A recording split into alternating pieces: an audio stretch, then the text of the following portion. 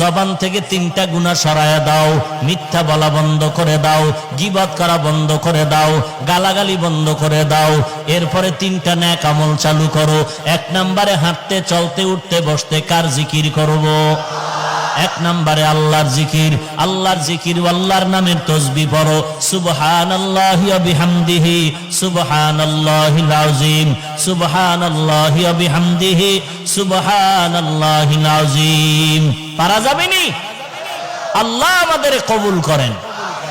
2 number, আল্লাহর জিকিরের পরে কোরআন তেলাওয়াত করো।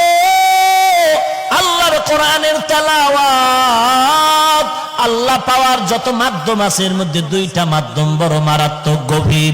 1 নম্বরে নামাজ, 2 নম্বরে কোরআনের তেলাওয়াত। বেশি বেশি কোরআন তেলাওয়াত করো।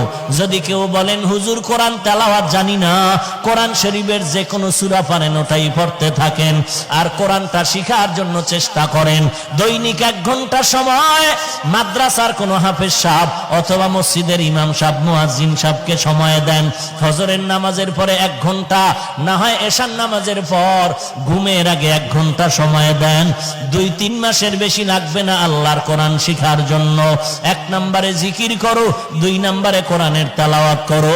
কিছু পারো না বাবা, আলহামদু সূরাটা পড়ো। কিছুই পারো না তুমি বিসমিল্লাহির রহমানির রহিম পড়ো। একটা অক্ষরে 10টা নেক আল্লাহ দান করবেন। 1 নাম্বার গেল আল্লাহ। তো আমরা কমিটি আমি আমাদের